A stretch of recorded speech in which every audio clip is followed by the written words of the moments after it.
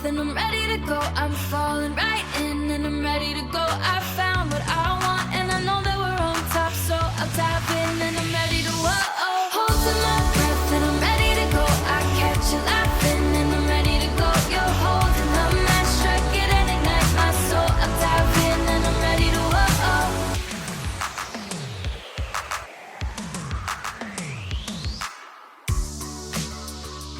We're kind of coming to the end of an era here in Las Vegas, kind of the end of an era that I don't know if a lot of people actually saw coming. Yeah, absolutely. You know, the Tropicana's been on the Strip since 1957, so it's been a fixture for so long, but it looks like it's going to be over soon.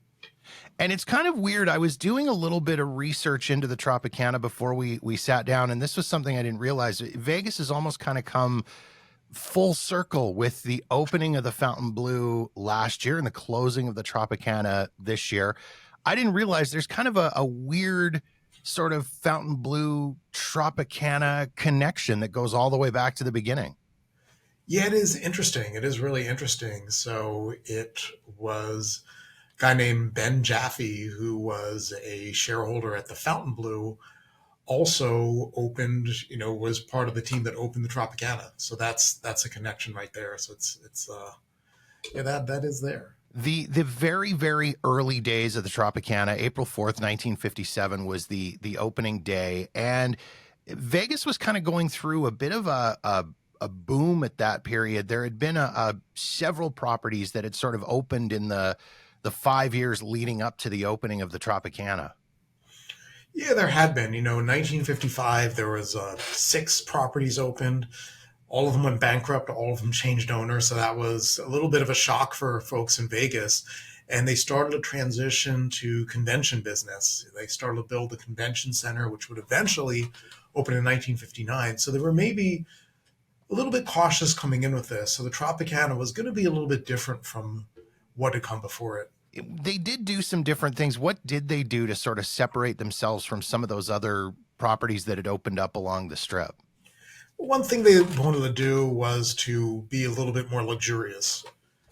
Basically the Tropicana cost about $15 million to build in 1957. The Riviera, which was 9 stories high, the first high rise on the Strip, was only $8.5 million, and that was 2 years earlier.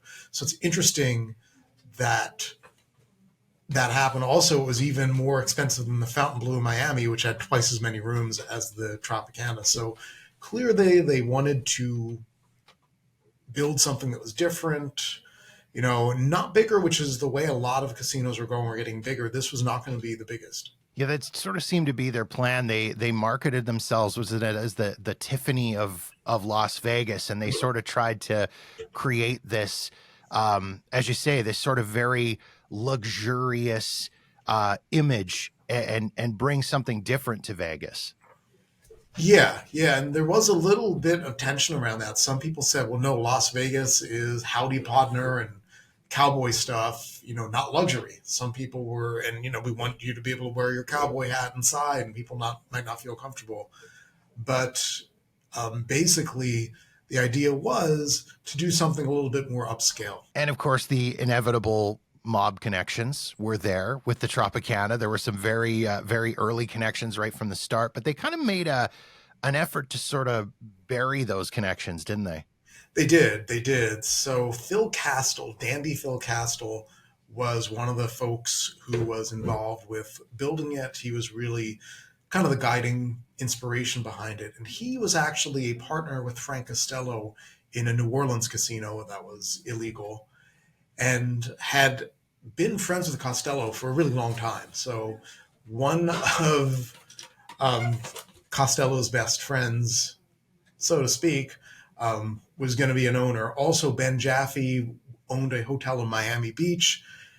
That means that Meyer Lansky is probably involved one way or another. So really, you kind of have everything coming together there. And they denied, there's no links with Costello, but he's friends with Castle, and Castle is part of the casino. So most people would say that there was a link. Well, and they did kind of almost discover by accident that Frank Costello link as well. I mean, Frank Costello, obviously organized crime. He's kind of got a bit of a target on his back, and he got involved in a essentially an attempted murder that sort of this was the catalyst to them saying, hey, we know that you're a part of this.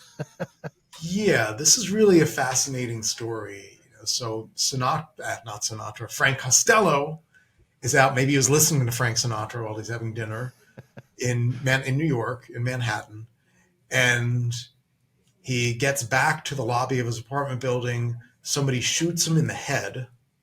And he falls to the ground. He's bleeding. It is just a flesh wound, which kind of grazed his scalp. So a lot of blood, not a lot of damage. But when he's in a hospital, the police officers go through his clothes and they find a piece of paper that basically has the total casino wins and then how much money was going to different people, Mike, Jake, L, and H. So it's fascinating because they found out, like, hey, you know what? In that first month that it was open, this is exactly what the Tropicana made.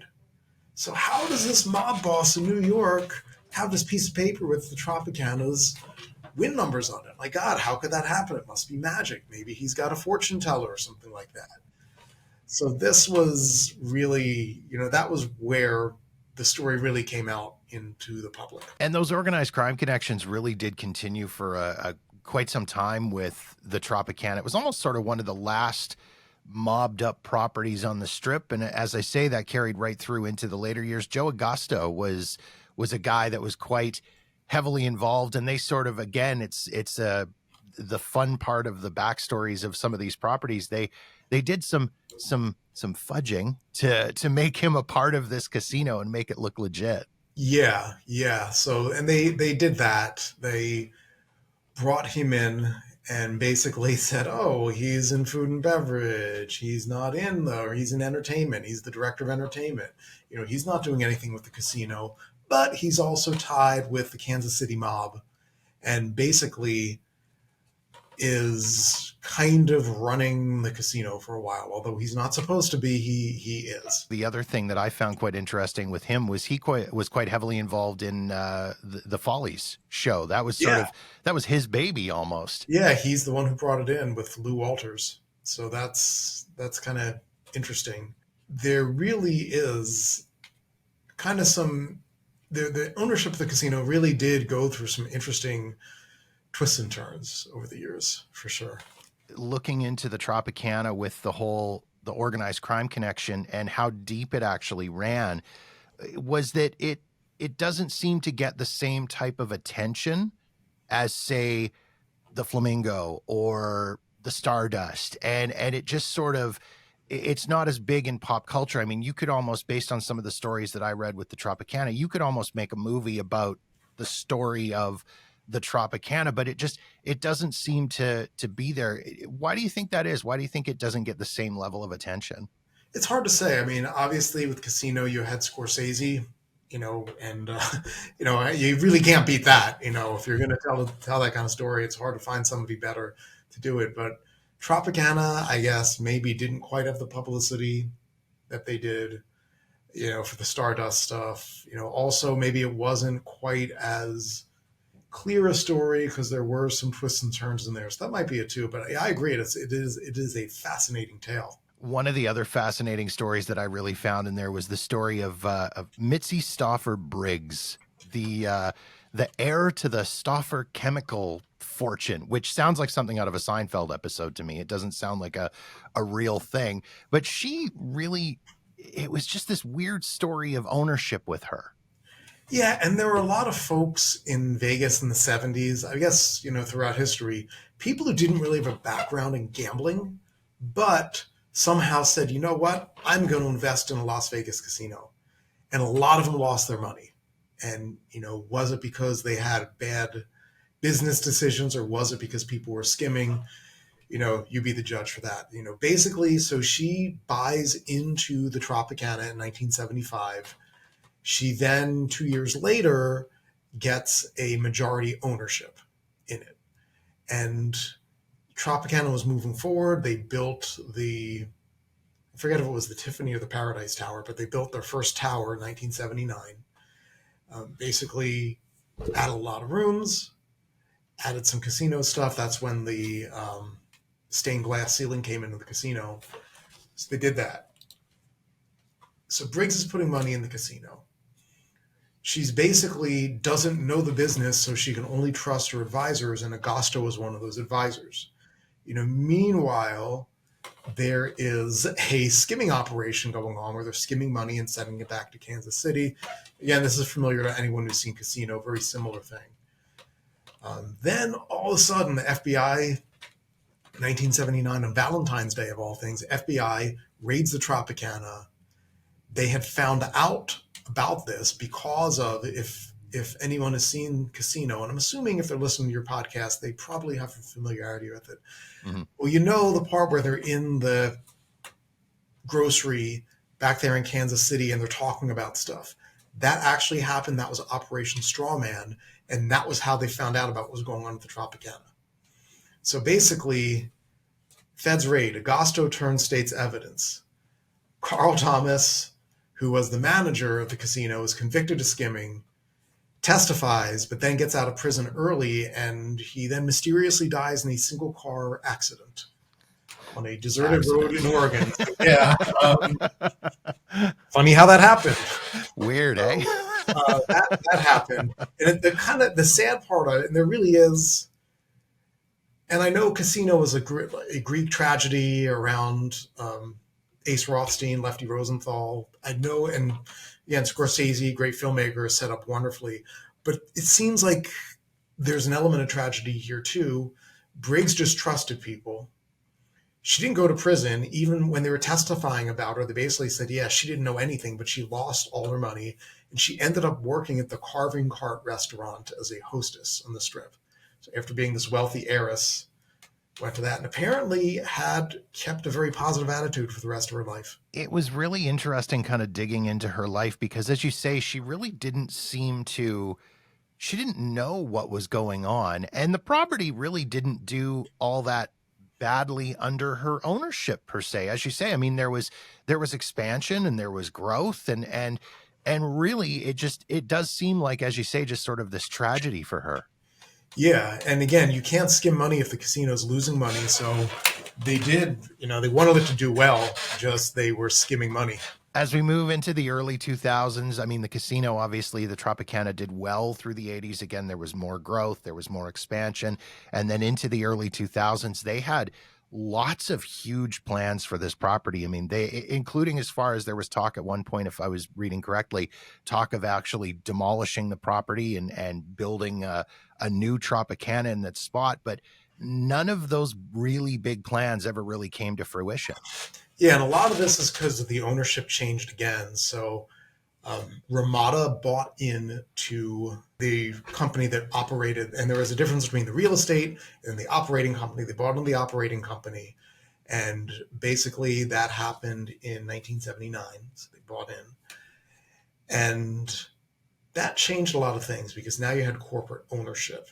They're also part of a huge hotel chain, so really big name recognition. Kept the name Tropicana, started building a Tropicana casino in Atlantic City, which caused them some trouble. And it's really interesting because they started to shift, like a lot of Vegas shifted in the early 80s, from the upscale, from Baccarat to basically quarter slot machines. And this is where the Tropicana really did that. So basically, before it had been the Tiffany of the Strip, they'd had this big luxury emphasis, again, with the stained glass in the ceiling and everything. And then about a year later, they're like, yeah, we're going to start a bus program to bus people in from LA and Phoenix and places like that. So it's kind of interesting, although that was what was happening. They then in 84 add a new tower, and they really go for this shift to an island theme, which is really fascinating because it's Las Vegas, which is the middle of a desert. It's interesting, too, because it's ahead of its time. Because what's Mirage going to do in 1989? Tropical paradise, South Seas paradise, and people take it absolutely seriously. When Tropicana does it in the mid-'80s, it seems kind of cheesy, like, oh, all right. So it's very interesting, the difference, how the same idea can be executed so differently. Right. Where if you have a Steve Wynn doing it versus a Ramada. So that's that's kind of that, which I find that to be, I don't want to say it's my favorite period of the casino, but it has a certain charm that you don't really see before or after. How much did the economy play into that sort of failure to expand through those early 2000s? I mean, that was a weird time in Vegas. There were some other stalled projects. I mean, the Echelon Place, which of course eventually became Resorts World, Fountain Blue, both of those projects sat empty and vacant and three-quarters or half finished sort of through that whole same period. Was it something similar with the Tropicana? Was it just, hey, you know what, the economy's terrible, we don't want to move forward on this? Well, it's interesting because the Tropicana, in some ways, is a lot like the Sands, where they had an established name. You know, or even later on the Riviera, although Riviera is a bad example. I'll tell you why in a minute. So basically, you know, with the Sands, they had a series of new owners starting around 1980, 81, and like, hey, we're going to buy into this. We're going to double the size. The economy's crashing in the early 80s. Can't do it yet. Okay, now we have a new owner, but we missed that window in the late 80s, so we can't do it. Now it's the 90s. There's too much competition. And then by the time it's 1996, well, we might as well just tear it down and build a new one. So they kind of missed that window where they could have expanded, but the way Riviera did, where they gradually expanded it. Okay, we'll add another 500 rooms. We'll add another 500 rooms here. Both Tropicana, although they did expand, and the Sands missed that in the 90s. So it's interesting. Sands gets bought and demolished to make way for Venetian and Palazzo. Tropicana still holds on because it was still making enough money that it was profitable. And the idea always was, this is a real estate play. If you remember back in Vegas in the early 2000s, everybody who wanted to sound smart would say, well, this is a real estate play, doing all this. And the days of the MGM land bank where they were buying all land and everything. So it was around that size, that time. And the idea was, yeah, this has a lot of potential to be redeveloped. It's interesting you mentioned about the whole idea with the Ramada buying in and doing the whole, we're going to own the hotel or run the hotel, but not own the land under the hotel. Those deals are still in play today in Las Vegas, which is kind of interesting when you've got groups that are saying, well, we're going to buy the property that Caesar's Palace sits on, but we're going to let Caesar's Resorts run the property. It's interesting that was going on back then. This isn't some sort of new shady business deal. This is a shady business deal that's been going forever.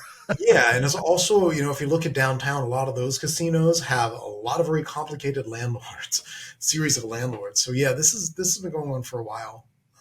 It's kind of neat. And, you know, so if we fast forward to the early 2000s, let's say 2005, 2006 now. So Ramada has sold off all their hotels and has renamed themselves Aztar, which is interesting. They were headquartered in Phoenix. It was supposed to be reminiscent of the Aztec Empire, right? For some reason, although the casino was the Tropicana, so it's kind of interesting. So we have that. They then, you know, and remember, this is when the gaming business was really doing a lot of consolidation, where you have MGM buying up Mandalay Resort Group, eventually buying Mirage. You have Harrah's buying Rio and buying everybody, and then buying Caesars and all that happening. So you have that going on. And, you know, Aztar, it's not really big enough to buy other companies. So suddenly, hey, who wants to buy us? And Pinnacle Gaming, which was a regional casino operator, a lot of riverboats, starts. Colony Capital, which was an investment firm that owned several casinos at the time, including the Hilton, comes in, you know, and they had this bidding war. And then a company named Columbia Sussex that owned 2 casinos in Lake Tahoe, a small casino, the Westin Casuarina in Vegas, and a couple other casinos, basically buys it. They paid a lot of money for it. And they have suddenly, and Columbia Sussex announces there's going to be a huge reinvestment here. We are going to add 9,500 new hotel rooms. So basically make it a 10,000 room property. So twice the size of MGM Grand across the street from MGM Grand, if you can imagine that. Yeah. That's the idea, you know. But it's really interesting, too, where the company ran into trouble. No, they didn't get into trouble for that. They got into trouble in Atlantic City they did a couple things. They sparred with the union, and then they also were maybe a little bit supercilious when they were dealing with the regulators, which regulators don't like. So maybe they lacked some humility there. So they ended up getting forced out of that market.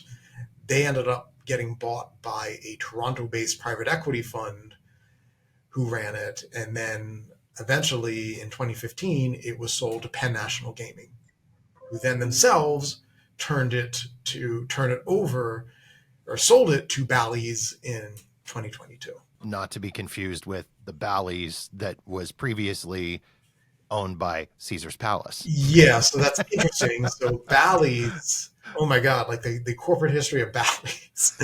Originally you have Bally Gaming, then it's then it becomes Park Place Entertainment, then it gets bought, but they divest some properties, and they're kind of floating around. Other people buy that. It's interesting how these kind of get passed around. So by the end of it, the people who own the Tropicana Atlantic City didn't own the one in Nevada, and also for the Tropicana or the Bally's in Atlantic City, different owner with Nevada and other states too. So it's kind of interesting how that went. These kept changing hands. So Bally's Las Vegas, which was originally the MGM Grand Las Vegas, and then Bally's Grand Las Vegas, and just Bally's, as you know, became the Horseshoe Las Vegas recently. Not to be confused with the former Binion's Horseshoe. Yes. Downtown. Yeah. So it's kind of fun how they like to move these around, kind of like how the Golden Nugget Atlantic City was originally on the boardwalk there. It then became Bally's Grand, then the Grand of Bally's Casino Resort, then the AC Hilton, then the ACH, then not the Surf Club, the Atlantic Club, I think, and now has been closed for over 10 years, I think. And the Golden Nugget Atlantic City, the current Golden Nugget Atlantic City, opened as Trump Castle, then became Trump Marina, and then became the Golden Nugget Atlantic City. So the name's kind of passing around. I did a little bit of digging into the Tropicana as well, and found some facts that I thought were kind of fun and sort of interesting. And I wanted to expound on those a little bit. Sammy Davis Jr. once owned a partial ownership of the Tropicana, which was an absolutely huge deal at the time. How did Sammy become involved in the Tropicana? Where did that come from? All right. So at the time, and I think probably a lot of your listeners know the history of the Rat Pack. I'll kind of recap it a little bit here just for fun. So basically you have Frank Sinatra, who started playing at the Sands in 1953. Dean Martin starts playing a little bit later, and Sammy Davis starts playing there too. Then in January of 1960, they all get put together by Al Freeman, the Sands PR director, and like, hey, this is going to be the biggest show business event ever. They're filming Ocean's 11, and it goes over really huge. And for several years, they performed together, never under the name The Rat Pack. Sinatra hated the Rat Pack name. Usually just Frank and his friends, something like that, or Dean and his friends. They were kind of moving around. So you had that. Then Howard Hughes buys the Sands. Frank Sinatra leaves. He goes to Caesar's Palace. Dean Martin leaves, goes to the Riviera, where he is a part owner. Also, Frank Sinatra had been a part owner of the Sands. So Dean becomes a shareholder at the Riviera, and this is similar. So Sammy gets a small piece of the Tropicana. And again, as I say, like it was a huge deal at that time, because Sammy Davis Jr. being African American, and there was still lots of issues in Vegas at that time with segregation and racism, things like that. This, again, as I say, was a massive deal for him to go in and take ownership. It was. He was the first black owner in the Strip, not first black casino owner or gaming operator, because there were clubs in the West Side and other places too, going back to 1931 that had black ownership, but definitely as an investor on the Strip, he was the first. Siegfried and Roy also have a little bit of history with the Tropicana, which for some reason, I think I knew that in the back of my brain, but until it sort of popped into the forefront as I was doing some reading into this, they it was their Vegas debut at the Tropicana. Yeah, it's kind of amazing. And you see that too, where names you don't always associate with the Tropicana, you realize, hey, they did spend some time there. They have a connection. They were also sort of part of that original Foley show before, or Folly show, I should say, before moving on to the New Frontier and later on to the Mirage, where of course that was their biggest time in Vegas. Yeah, and it's interesting because it does say something about the progression of entertainment in Vegas, where back when they had the reviews, you've got dozens of showgirls in costumes. They do although the costumes sometimes it's just the bottom half and the headdress, not always a shirt, but they still got to get changed. So what are you going to do while they're getting changed? You're not just going to have the house lights go down or the lights on the stage go down. Hey, why not have a comedian or magicians come out? So the magicians start almost as a support for the review, and people are interested in enough that becomes the center of the show. So that's really the evolution there, and then when they start headlining at the Mirage, this was also a huge deal because, oh my God, it's the highest ticket price ever in Vegas. And it's the people who 10 years ago, that would be your support act, while the women are getting changed. So it's kind of interesting how that goes. They flipped it around completely. The other thing I found interesting too with the Trop was they once had their own golf and country club, which is not really obviously a thing along the Strip now, other than the Wynn. They've got a golf course still on the Strip, which, if I'm recalling correctly, at one point was in danger of going away entirely. But the Sands, I believe, they also had a golf course. But yeah, the Tropicana had the golf course right across the street. It's really interesting. So you had at one point, I'm not going to get all of them, on the Strip itself, you had, of course, the Desert Inn, which was the first golf course. You had the Dunes Golf Course, which is where Bellagio City Center is now. You had the Tropicana Golf Course. You also had casinos owning golf courses off the Strip. So Stardust had a golf course. Showboat had a golf course at one point. So at one point, it seemed like everybody owned a golf course at one point. Now, most of them, again, are off the Strip. But at the time, that was the thing. You had your casino. And at some point in the 60s, you built or bought a golf course. I would imagine that they also realized that when people are out golfing, golf is a very time-consuming game. And that's basically 4 hours where those people are not in a casino pulling slots or sitting at a table. Yeah, and that's, again, kind of the shift there when they went away from the high-end stuff with, okay, we want fewer high-end people who, they'll play golf for 4 hours, but then they'll come in and drop a lot of money at the tables, to we want quarter slot machine players who, if they're not sitting in front of that slot machine putting quarters in, there's only so much time they have to do that. So, yeah, that's one of the reasons why they shifted and why golf courses, went out of fashion in Vegas to an extent. Let's talk about the future, or I guess lack thereof, for the Tropicana. I mean, Major League Baseball rumors sort of started floating around, and I guess it was early 2021 in around there. And of course, the proliferation of professional sports in Las Vegas with the Golden Knights and the Raiders coming to town.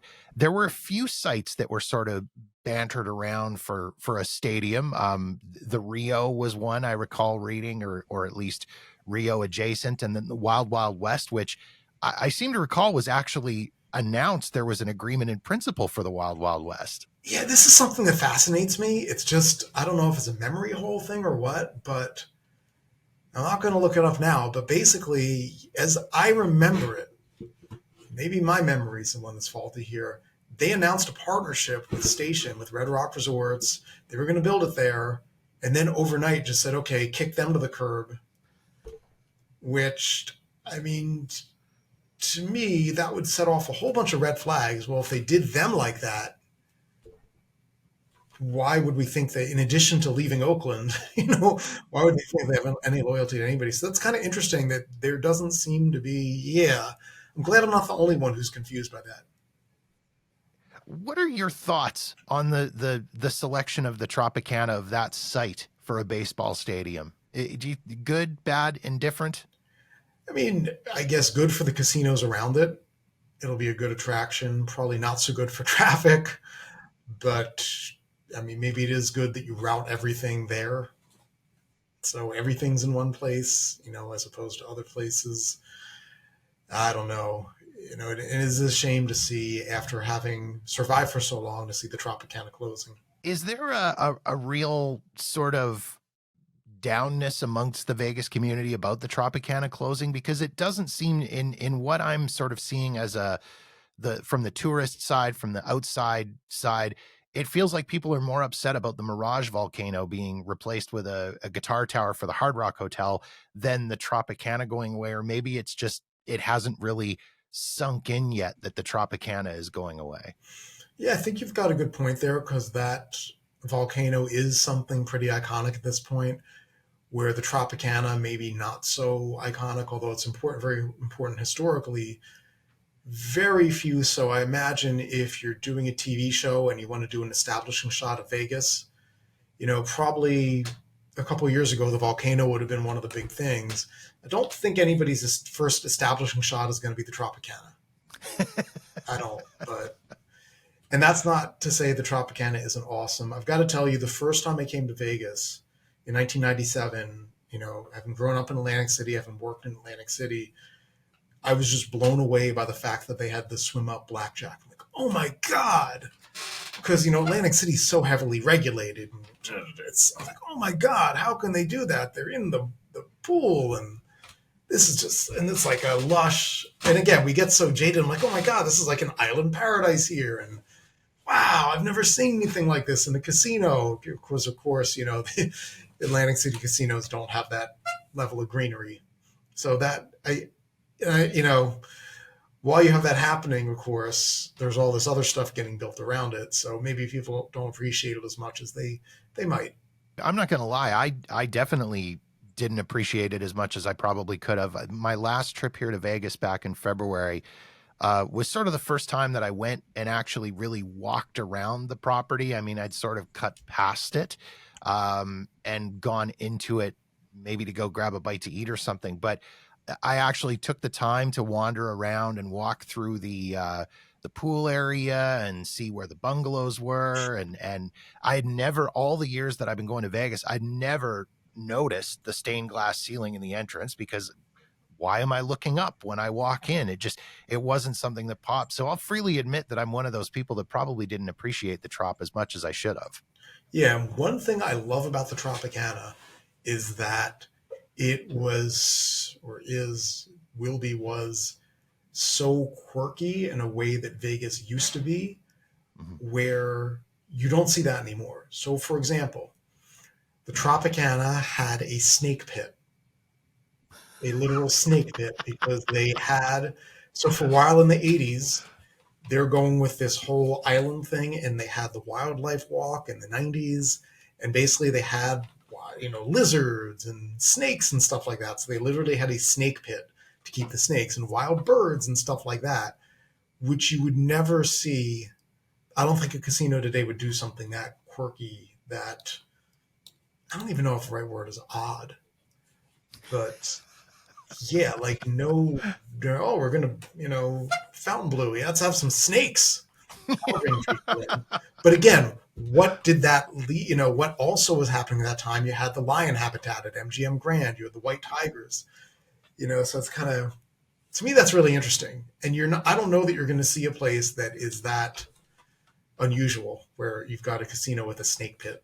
No, with all of the de-theming and watering down of so many properties and scaling stuff back. Yeah, as you say, I don't see the Fountain Blue putting a snake pit in to, that's not going to bring in the clientele. Yeah, well, who knows? But you kind of, like, personally, one really fun thing I did was in 2017, so around the time of the 60th anniversary, I got to write a story for Vegas 7 and got access, so I got to see the snake pit, which was still there, although the snakes were all long gone, but it's just kind of, hey, this is the snake pit, and you kind of appreciate that and walk around. It's just cool too, just a building that's built in stages like that, and the architecture doesn't totally make sense. The geometries are somehow kind of off, but It just feels more personable in a lot of ways than the places that are organized more logically.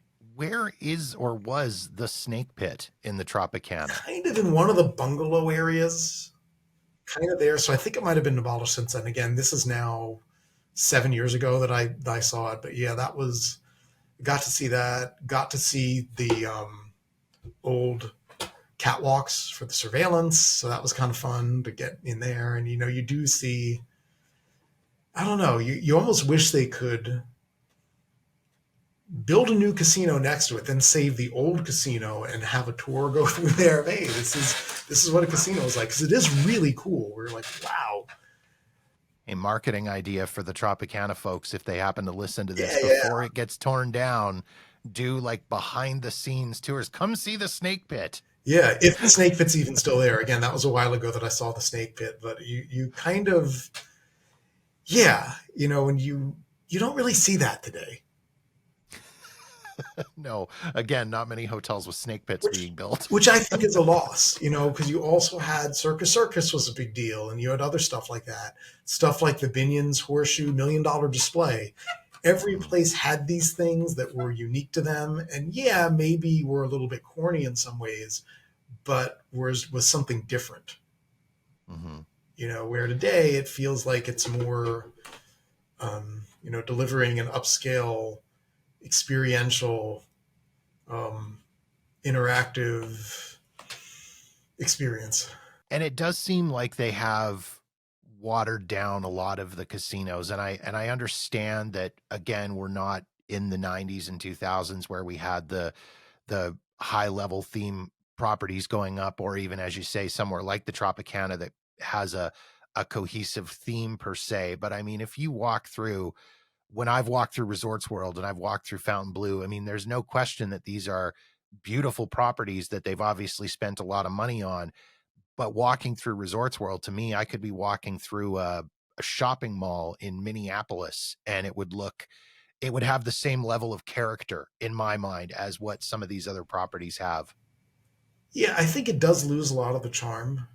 And that's something, it's almost like the limited resources they had back in those days and made for, I don't want to say better experience, but just for something, again, a little bit more individualistic, as opposed to when you've got more resources, you can give something that's going to appeal to a lot of people for sure, but it's not going to be quite as distinctive. David, thank you for jumping on and chatting today. I really do appreciate it. And I always love having you on to pick your brain and talk Vegas history. It's always a blast. Yeah, thanks for having me. I love it too. And that wraps up another episode of Jeff Does Vegas. If you've got feedback on this episode of the show, or any other episode for that matter, or you've got suggestions and ideas for topics you'd like me to cover on the podcast, please feel free to reach out via social media on Facebook, X, or Instagram at Jeff Does Vegas. You can also email me directly at jeff@jeffdoesvegas.com. In the meantime, thanks for checking out the show. Be sure to follow us wherever you get your podcasts so you'll be notified the instant a new episode is released. While you're there, go ahead and rate us and write a review. And don't forget to visit jeffdoesvegas.com for past episodes, show notes, Vegas deals, and more. My name is Jeff, and this has been Jeff Does Vegas, a Walker New Media production.